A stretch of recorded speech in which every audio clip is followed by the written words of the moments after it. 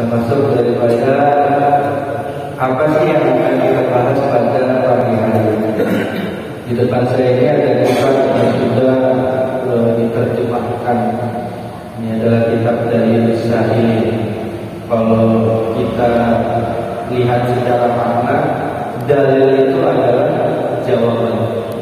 Dalil itu maknanya adalah jawaban. Makanya biasanya kalau orang bertanya, kenapa kamu bisa bersikap seperti itu? Mana dalilnya? Ini dalil itu adalah jawaban atau referensi. As-sa'il itu adalah jamak daripada orang-orang yang bertanya. Sa'ala itu. Nah, as-sa'il itu daripada orang-orang yang bertanya. Berarti makna daripada kitab ini adalah jawaban daripada orang-orang yang bertanya. Di dalam kitab ini banyak yang dibahas, itu banyak. Di antaranya adalah bagaimana seorang anak harus patuh kepada orang tua. Segala yang diajarkan oleh Rasulullah SAW itu dituangkan di dalam kitab ini dengan sumber referensi Al-Quranul Karim, hadis Rasulullah SAW, juga daripada penuturan salafus saleh, ditambah dengan kisah-kisah baik dari Anbiya, baik dari salafus saleh, yang insya Allah akan menambah tingkat keimanan kita. Barangkali banyak cerita-cerita, bukan cuma sirah Nabawi yang belum kita ketahui, maka di sini insya Allah akan diterangkan. Alhamdulillah, bismillahirrahmanirrahim. Daripada temanya kita memaknai ujian dan cobaan di dalam hidup. Di dalam sebuah hadis riwayat Bukhari dikatakan yang artinya barang siapa yang dikehendaki Allah menjadi orang yang baik, maka dia akan diberinya cobaan. Sesungguhnya pahala besar karena balasan untuk ujian yang berat. Sungguh jika Allah mencintai suatu kaum, maka dia akan menimpakan ujian untuk mereka. Ada sebuah kaul mengatakan al-ajru ala qadril mahal. Balasan tergantung tingkat kesulitan yang diterima.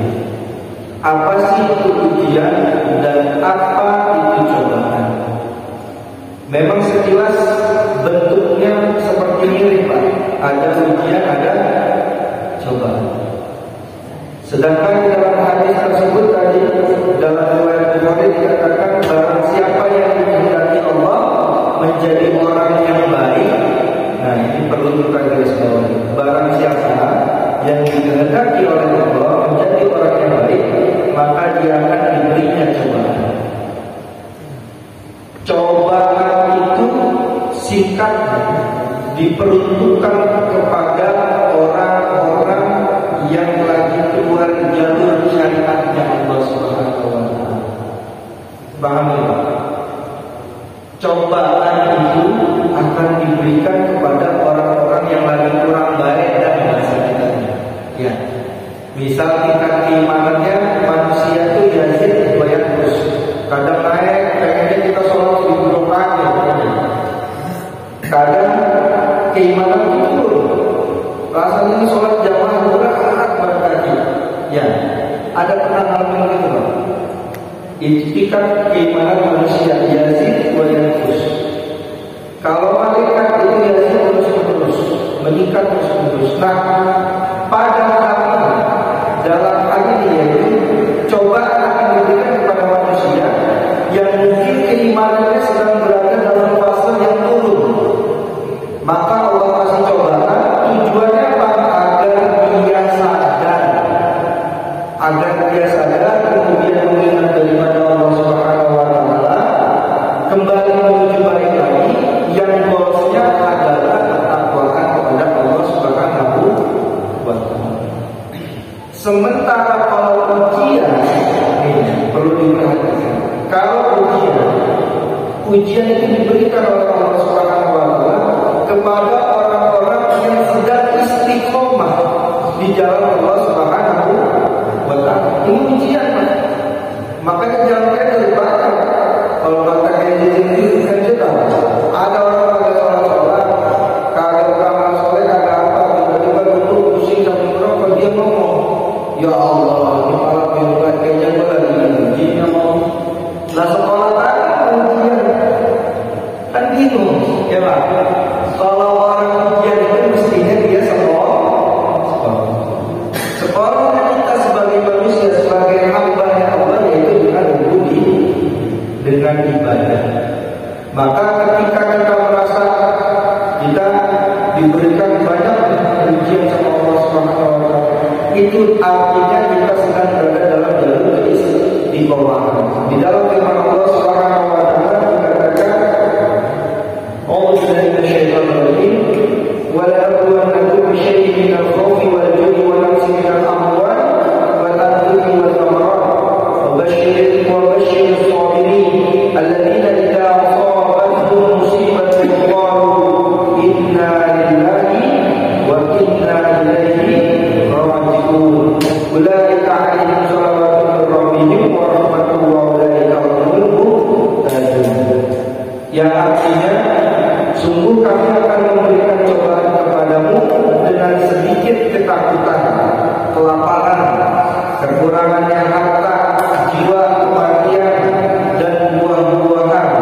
Dan berikanlah berita gembira kepada orang-orang yang sabar, yaitu orang-orang yang apabila ditimpa musibah, mereka mengucapkan sesungguhnya kami adalah milik Allah dan kepadanya kami kembali. Nah, ini kira-kira artinya daripada inna lillahi wa inna ilaihi raji'un. Barangkali selama ini kita tahu bacanya inna lillahi wa inna ilaihi raji'un, tapi kalau dalam segi arti kan barangkali masih meraba-raba. Alhamdulillah pagi ini kita mengetahui daripada makna. Mereka itulah yang memperoleh keberkahan yang sempurna dan rahmat dari Allah Subhanahu wa taala, dan mereka itulah termasuk orang-orang yang muhtadun, yang mendapat petunjuk dari Allah Subhanahu wa taala. Kemudian diriwayatkan dari Aisyah radhiyallahu anha bahwa Rasulullah sallallahu alaihi wasallam bersabda, "Ma min musibatin yusabu biha al-muslimu illa kufira biha anhu hatta syaukatin yushaquha." Tidak ada musibah yang menimpa seorang muslim kecuali Allah mengampuni sebagian dosanya dengan musibah itu, meskipun musibah itu hanya berupa tertusuk duri. Hadis muttafaqun alaih. Maka kalau kita cermati tadi, dalam fase yang sedang baik, manusia akan diberikan ujian oleh Allah Subhanahu wa taala. Tujuannya apa? Goalsnya apa dengan ujian ini? Tujuannya Allah pengen lihat udah sejauh mana level daripada kesabaran ini. Yang Allah pengen lihat itu kesabaran. Makanya di setiap khutbah Jumat, ya, di setiap khutbah Jumat ini kalau tidak ada salah satu rukun ini, maka tidak sah daripada khutbah Jumatnya. Apa? Ittaqullah haqqa tuqatih wa la tamutunna illa wa antum. Setelah kita diberikan ujian, kemudian kita bersabar. Nah, dari kesabaran itulah mengantarkan kita kepada ketakwaan. Itu daripada cita-cita manusia menjalani hidup. Maka dalam hal ini kenapa saya mengusung tema memaknai daripada ujian dan cobaan. Jadi kita nggak perlu peder. Kalau kita merasa ibadah kita kurang, terus banyak sekali nih cobaan dari Allah, itu jangan sekali-kali dimaknai sebagai ujian. Tapi kalau yang namanya cobaan, kita hanya perlu sadar, artinya kita sedang tidak sadar.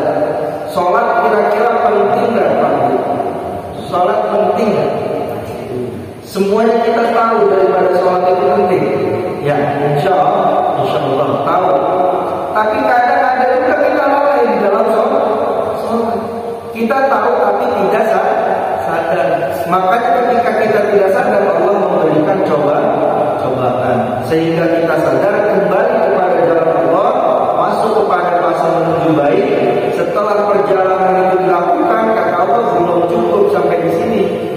Allah pengen lihat takarannya sejauh mana kesetiaan dia dalam beribadah. Maka diberikanlah oleh Allah sebagai ujian.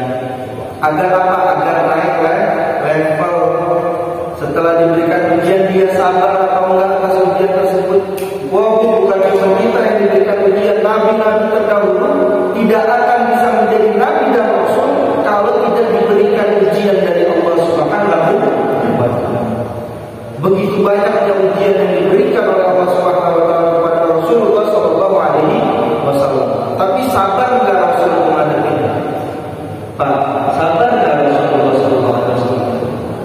Bagaimana terang sabar perjalanan dari tersembunyi sampai akhirnya terang-terangan di dalam berdakwah. Alhamdulillah kalau hari ini orang berdakwah sudah banyak fasilitas dan tidak lagi yang namanya bersembunyi. Itu berkat daripada Rasulullah SAW. Bagaimana cara kita mengatasi daripada cobaan dan ujian? Pasti tadi kalau lolosnya kita tahu cobaan itu kita sadar, ujian itu kita sabar. Saya kutip daripada moto atau visi-misi yang digabungkan oleh Kiai Haji Nur Ali Al-Waqtullah Kiai Haji zikir, fikir, amal, sholat. Kata Allah apa? Kalau kita gelisah, sebaiknya kita berzikir. Agar terkait berzikir dulu. Maka ketika kita berzikir, hati kita akan tenang. Dari sana kita akan mendapatkan kesadaran. Setelah sadar orang introspeksi, Pak. Kalau orang sadar enggak introspeksi, yang pertama kali dilihat, yang mesti kita perhatikan, pertama kali dilihat kepada seseorang, jika introspeksi dirinya itu berhasil, dia akan meminta maaf untuk dirinya sendiri, kemudian dia akan meminta maaf kepada Allah Subhanahu wa ta'ala, dia meminta maaf kepada orang yang dia buat salahnya. Itu Pak, goals daripada berhasilnya introspeksi diri. Tapi ketika introspeksi diri malah memenangkan argumentasi, itu namanya tidak takarrub ilallah. Dia malah mendapat bisikan daripada syaitan. Atas apa? Ghadab. Makanya kata Nabi apa? Ketika marah dikatakan faradda mirara la taghdab. Ada salah satu sahabat sedang marah. Ya Allah, ya Rasulullah, kau memberikan saya nasihat. Aku dia lagi marah. La taghdab, kata Nabi. Kemudian berikan lagi aku nasihat Rasulullah, aku sudah marah. La taghdab, faradda mirara la taghdab. Itu pesan Nabi cuma satu, jangan marah. Maka kalau kita kaitkan kepada cobaan dan ujian hidup, kira-kira ketika diberikan ujian, kita kadang suka marah. Pak, diberikan ujian kita kadang suka marah. Kalau tadi Allah sudah nulisin, nanti akan saya uji kalian, ini jelas.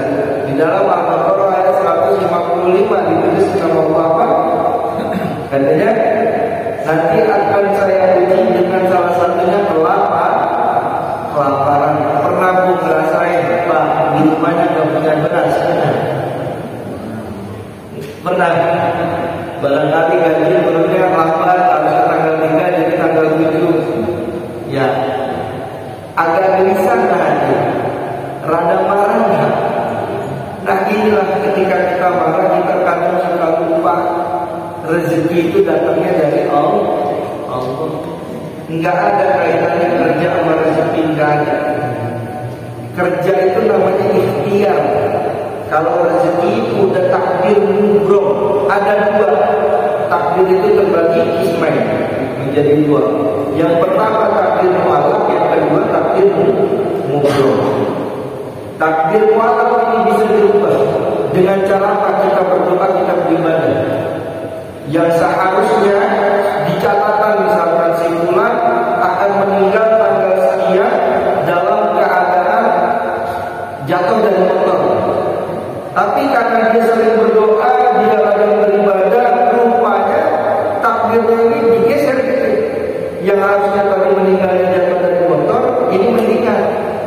Dia meninggalnya habis wudhu mau masuk masjid kepleset terus meninggal. Sama-sama jatuh, sama-sama jatuh. Tapi lebih dimuliakan dengan sebab ikhtiar daripada doa. Kalau takdir mubrom ini sudah tidak bisa diganggu gugat. Artinya kalau si fulan sudah meninggal tanggal 7 bulan 7 tahun 2027 jam 7 teh, itu sudah tidak bisa diganggu gugat, namanya takdir mubrom. Nah, kaitannya dengan hal ini, kalau sudah bicara tentang kelaparan, kemiskinan, rizki minallah, itu tandai kata kita ragu atas rezeki yang Allah berikan dalam satu hari. Kita tergolong di dalam orang-orang yang tidak bersyukur akan nikmat Allah Subhanahu wa Ta'ala. Makanya ada quotes yang mengatakan begini, enggak perlu menghina Tuhan itu dengan membakar Al-Quran, menjadikan Al-Quran, enggak perlu. Kita ragu aja Allah bakal ngasih rezeki kepada kita di hari itu udah sama aja kita nyindir Tuhan, sama aja kita nyindir Tuhan, sama aja kita menghina Tuhan. Kita berarti kita percaya atas kuasa Allah. Ya, kalau kita percaya berarti kita orang yang mukmin. Paham insya Allah. Jadi yang perlu kita garis bawahi adalah daripada cobaan dan ujian di dalam hidup, semua tujuannya agar kita bertakwa kepada Allah Subhanahu wa Ta'ala.